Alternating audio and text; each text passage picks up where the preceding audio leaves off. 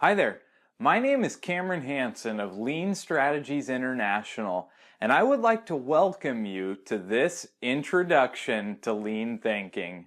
Now, some of you might be here because you have heard about lean, are interested in lean, or maybe you have even been a part of lean and just want to learn a little bit more.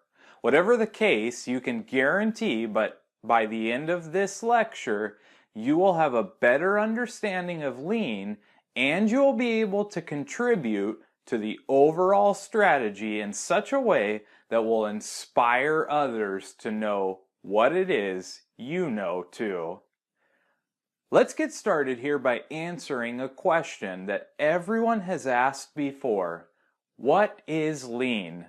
Formally defined, lean is a continuous improvement strategy that a company embarks on to maximize customer value and minimize, if not eliminate, all forms of waste. Some of those forms of waste include waiting, workarounds, and rework, which we refer to as overprocessing, defects, and excessive amounts of inventory, which eat up capital, space, and valuable time. While this accurately defines lean from a high level today, it is important to note that the strategy does not just happen overnight. In fact, all we have to do is think of some of the great pioneers like Taiichi Ohno or Mr. Henry Ford to know that lean is ever evolving, and as time marches forward, so too do the methods and framework of this powerful continuous improvement strategy. Yes, it's true. Much like building a home, lean lays its foundation in operational stability, which includes such concepts as standardized work, leveled production, and Kaizen or continuous incremental improvements. Supported with operational excellence and a keen eye for quality, an organization's goals provide the specific and perfect framework for establishing a lean organization and developing positive, respectful, and capable employees. In fact, one might argue that the greatest benefit is not in providing the best quality or in having the right part at the right time and in the right place, but rather in the way it boosts company morale and transforms an organization's culture.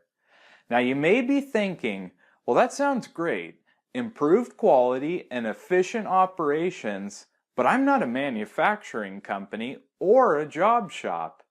Well, lean isn't just for manufacturing. In fact, nearly 70% of the waste we find in companies today are found in the office environment.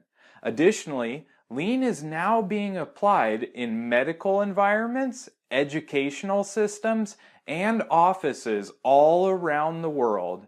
Behind almost every same-day delivery service, cheaper product, or company you trust is the strategy that gave an organization the benefits of decreased working capital, improved efficiency, and the ability to meet customer demand.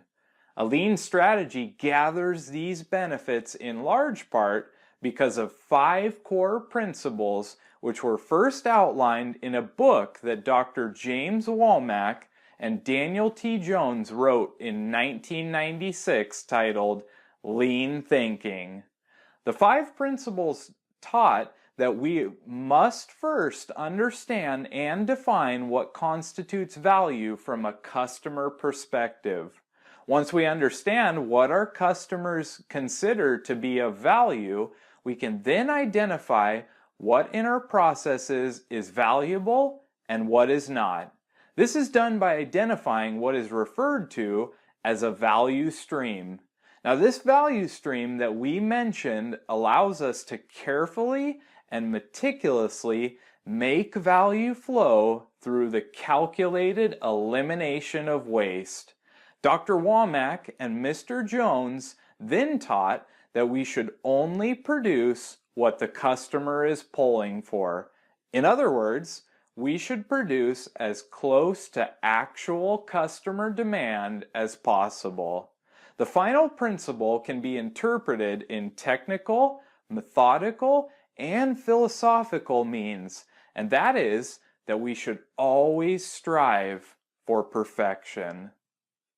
Well, we've covered a lot of different aspects of lean in the past few minutes, and you might be wondering, why haven't I heard anything about the 5S system, value stream mapping, or quick changeovers?